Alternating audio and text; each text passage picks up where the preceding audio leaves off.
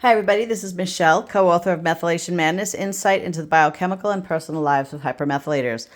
So I just did a food haul, and I thought it would be kind of cool if I set it up and showed you what hypermethylating and hypermethylating people can eat and what I have for the week and what my daughter has for the week. So, sweet potatoes. Sweet potatoes are a neutral, and both hyper and hypomethylators can eat them. Apples, these are my favorite. These are the Honey Crisp, and I have a thing. I have to have an apple a day. I don't know. They're an aspartic, and both hyper and hypomethylators can eat them. Then I have avocado, which I believe are both neutral, and both hyper and hypomethylator people can eat them. These are string beans. They are an aspartic, and my daughter eats a lot of string beans because due to her hypomethylation, she has very slow adrenaline production and she has tremendous stomach issues, which have actually gotten quite a bit better since she's been changing her biochemical program with Dr. Doolin. Then we've got broccoli. So broccoli is a sulfur, but it is a very low sulfur on the sulfur scale, let's just say. So I eat broccoli, not a ton, but I would say it's one of my regular vegetables. My daughter is doing an experiment this week with cooking the broccoli until it's basically dead and mushy and disgusting because she can't metabolize, like I said. But she does need some more methionine, so Dr. Doolin told us to have her really cook this beautiful green yummy broccoli down into nothing. So we're going to try that and hope her stomach doesn't flip out.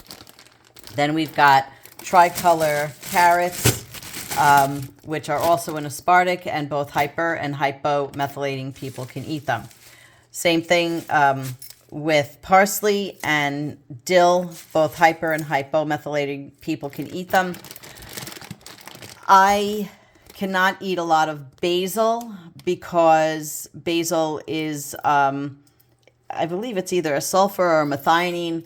And like I used to eat pesto back in the day, but now if I ate it, I would really feel pretty crappy within about 10 minutes. I'd feel very jittery and just wouldn't feel good. I would have, in years past, I'd blow an anxiety or panic attack, but that's all gone because my biochemistry is balanced. So I only eat a small amount of basil, usually if I just kind of go out, if there's a little basil in something. Then we have blackberries, raspberries, and blueberries. So raspberries are an aspartic, and blueberries are a glutamine. I honestly don't even know what blackberries are. But so for me and for my daughter, we eat a lot of blueberries because we need to constantly refill our glutamine pathway. So then we've got Smart Balance butter, low sodium, which both hyper and hypomethylators can eat. And then we have eggs and egg whites. So I eat eggs, even though there is a bit of sulfur in it. That's okay because the sulfur content is very low. And the yolk of an egg actually has serine in it. So that helps with my adrenaline. My daughter, she eats them also, and she's also a big egg white person because she's also a bodybuilder, so she needs a lot of protein, and she doesn't want the fat. Then there's cashew milk. We're not too thrilled. Sorry, Silk, but we're not too thrilled about Silk, but it was the only thing that they had upstate this weekend where we are. And but we do make our own cashew milk from time to time. It just has a lot of stuff in it, so we're on a hunt for a very pure cashew milk. Khalifa brand has one. There is, but sorry, what? The brand Elmhurst has a really good cashew milk. Oh, Olivia said that the brand Elmhurst, actually they have the hazelnut one also, right? Is that the one? Yeah, so Elmhurst is a really great one for pure, but they did not have any of that upstate. Then we have pork, and pork is a tyrosine, and pork is what hypermethylators and hypomethylators need quite a bit, because that is what helps the brain stay balanced, and it also helps fire adrenaline. And even with me as a hypermethylator, I use it, I eat pork, I believe it's 4 times a week, because it helps keep my adrenaline balanced. And then we also have walnuts, which both hyper and hypomethylators can eat. And that is also a tyrosine, so that helps with the adrenaline issue. And it actually helps burn fat because it fires up that adrenaline. Then we have turkey, and turkey is a tryptophan. And tryptophan is what both hyper and hypomethylators need to as well keep that adrenaline balanced. I eat turkey more often than Olivia, as she's a hypomethylator. I eat turkey a lot more than she does because I need to keep my adrenaline way down. She doesn't have any, and I have it all. Then we have this brand of coconut milk yogurt, which it's a Greek style coconut yogurt, which is actually really, really good, but I can only eat it in small doses because it's really rich. And even me as a hypermethylator who's obsessed with sweets and things like that, it's very rich, but I do eat it because I need the serine. Now, hypomethylator, like my daughter, she can't go near coconut because of the serine. It just shuts off that methylation pathway. There are times where she is firing her adrenaline a little bit too much, where she needs to calm it down, but it's few and far between. The amount of coconut that I eat is bucket filled. Then we've got our Silk almond milk yogurt, which I do like because it does not have any pea protein in it. I cannot have any peas because they are a methionine. Unlike my daughter, she eats anything with pea protein in it. Then this is something that I do every once in a while. Since I'm a hypermethylator and I'm unable to have methionine, which means I can't have any type of fish, shellfish or any type of fish, and I love tuna. I love tuna salad. So this actually, it's not one of my favorite things to eat because I'm really not like, I don't know, I'm not really crazy about it, but I'm just dying for some tuna salad. So this kind of has the texture of tuna salad, even though it's chicken. So it has the texture of tuna salad. So what I'm going to do is I'm going to actually make a chicken salad, aka fake myself out as tuna. And I bought these, which are Wassa crackers, that I'm going to use as lunch, and I'm going to use these on with the chicken salad. Okay, then I have one of my biggest condiments that I use, which is mustard. And I just found, yes, Livy, I just found that. Isn't that cool? What is it? It's stone ground mustard, and these are the ingredients that it has in it. And what's great is that usually mustard has a little bit of garlic in it, but that teeny tiny bit of garlic would not hurt me because it's the smallest amount in a regular mustard. But this is something that I just found, and I'm really, really excited about it. And then honey is another one of my daily condiments. Then this is something that I found quite a while ago, Lovebird cereal. So 90% of the cereals out there are wheat or rice, and I can't do either of them. Wheat is a histamine and rice is a methionine. And I really, really try to stay away from, I actually have to stay away from histamine foods, but like I'll cheat on a piece of cheese every once in a while. If you see my videos, every blue moon I'll cheat on that, but I will not ever cheat on methionine or sulfur. Then we've got fully cooked bacon, which is great, and I think I don't know what I'm going to do with it, but I might make like an egg souffle or something with some bacon and some broccoli for the week. Then we just found this, even though Olivia was like, oh no, it's everywhere. I've never seen it before. So this is almond flour, and almonds are an aspartic, and it does seem as if I'm eating a lot of darn it. aspartic, but I'm actually, something happened with Olivia. I don't know what, hold please. And this is what's... This has milk, tell them not to eat it. Oh, okay. Okay, I didn't get to that yet. Oh. So, Don't put it in the so, right. So I'm a burnt glutamine basically, which means I burn my glutamine out very quickly. So I have to eat a lot of glutamine, but the amount of glutamine I do eat in a week, between romaine lettuce and cashews and blueberries, I do. It's fine for me to eat like almond butter here and there. Oh, plus I eat a ton of cashew butter too. So this is something good. We actually Olivia made it for me.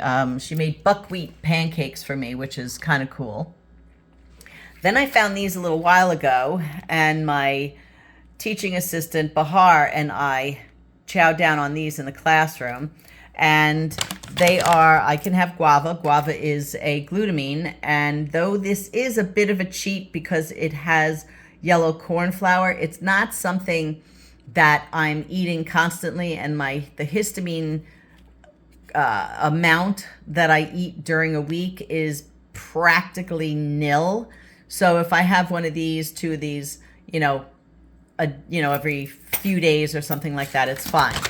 I cannot OD on, even though these are coconut, it still has the white corn flour in it.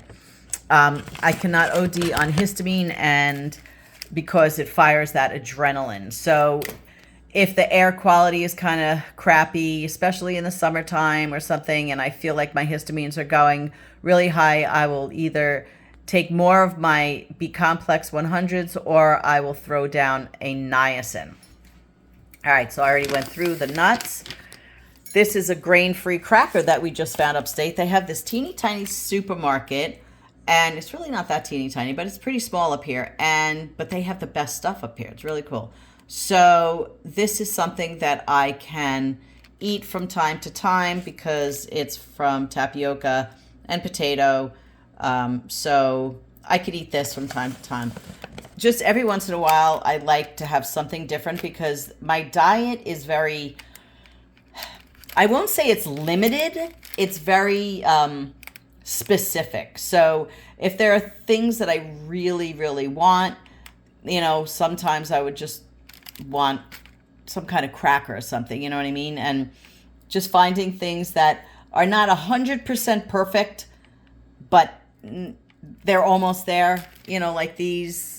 And this, I will have it from time to time just to satiate that craving. This is something new that they just came out with. It is a decaf cold brew. My daughter loves the regular cold brew from this brand, and they just came out with a decaf, so I will be trying that.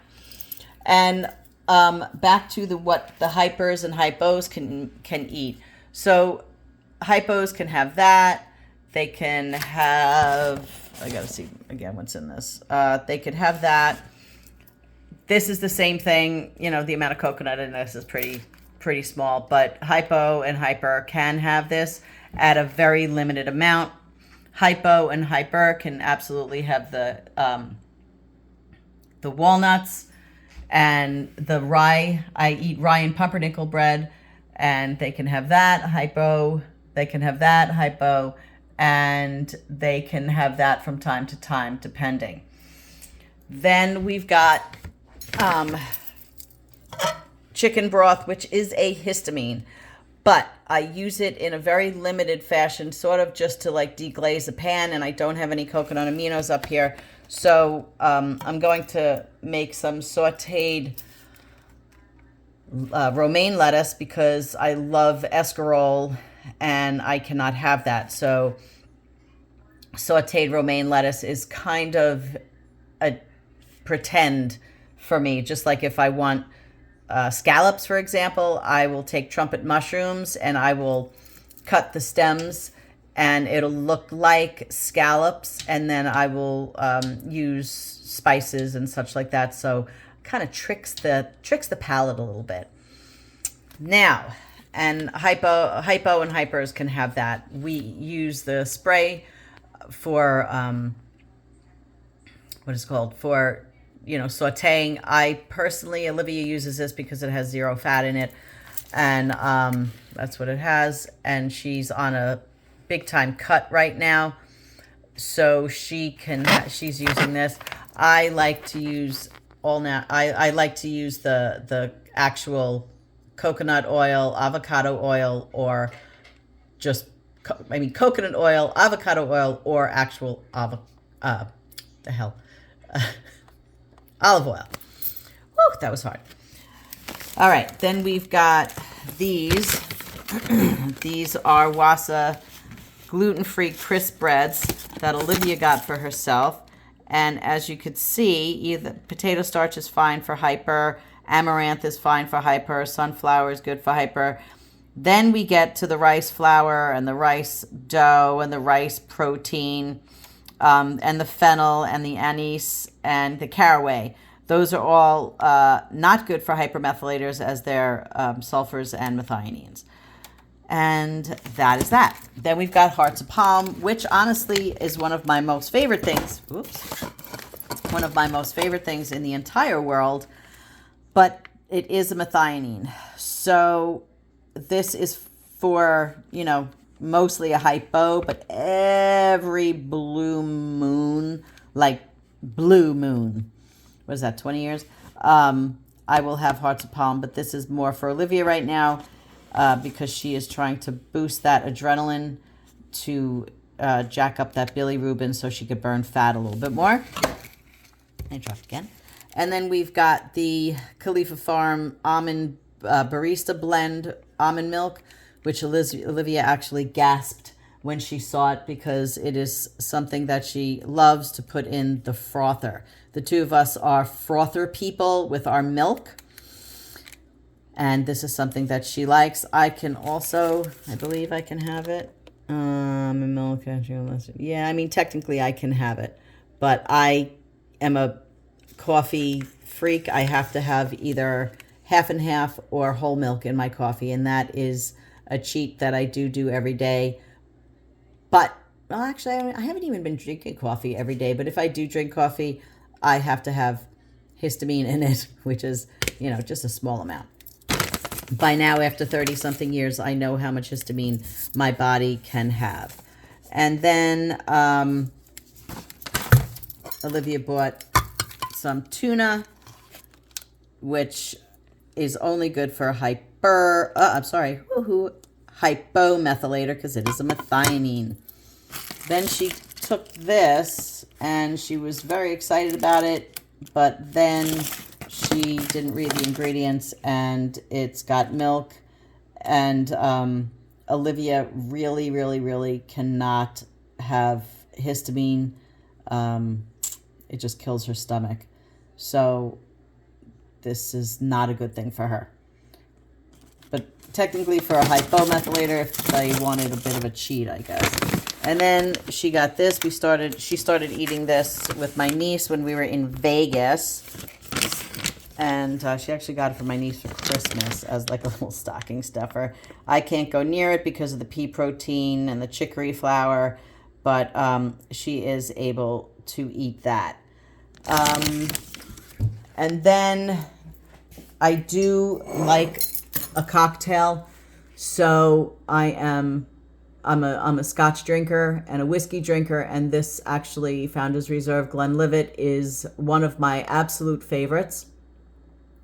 I cannot drink a lot because it's a methionine, but Dr. Doolin said the way that this is made or something that I can have some whiskey from time to time. I probably have maybe, one drink a week. Sometimes I won't even drink for 2 weeks, so I'm not a big drinker whatsoever. So when I do usually have Founder's Reserve, or I'll have a Johnny Gold, or I'll have, some other, there's certain whiskeys I can't drink because it'll fire my adrenaline and blow a massive migraine. And then I am a tequila drinker, which is something that I am able to drink. So I love Don Julio, no rocks, no ice. I love tequila. So, and I also do love vodka, and I will have the Chopin vodka, which is a potato vodka. And I think that's pretty much the haul of food.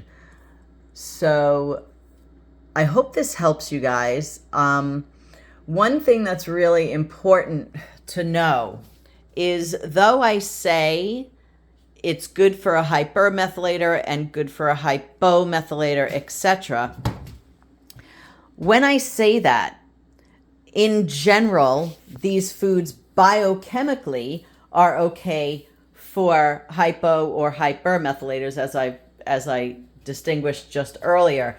But there are specifics when it comes to treating hyper and hypomethylation. It all depends on what your biochemistry needs. So, for example, somebody might not need so much tyrosine. So they would have maybe some more cashews. Okay. Maybe someone doesn't need as much turkey, so they would cut down on the turkey. It all truly depends on your actual biochemistry. There are some hypermethylators that can have a little bit of onion. Like prior to my liver failure, I was able to have a little bit of onion and a little bit of garlic about 12 years ago. But now, due to the liver failure, which really did a job on my already faulty methylation chemistry, I cannot go near it. So everything is not a one fit size all type of situation when you are treating methylation issues, faulty genetics, COMT, SAMe, MTHFR, which is on the down in the smaller list of methylation issues, methylation genetics, meaning you have to really understand if they're downwind or upwind, downregulated or upregulated genes. So what I've been really impressing upon people in my videos and my posts is the fact that you cannot take methyls, period, end of story, just straight out of, if you see that you have an MTHFR gene, it will further block up your methylation pathway. And that is all I have to say. Check out my 2 new videos that I made with a functioning practitioner network and with Mackay Coffee. We made a video with him and I made a video with him and Dr. Doolin. The same thing with the Functioning Practitioners Network. We have so much information there about methylation, and it's awesome. And that is that. I hope this helps. Have a great day.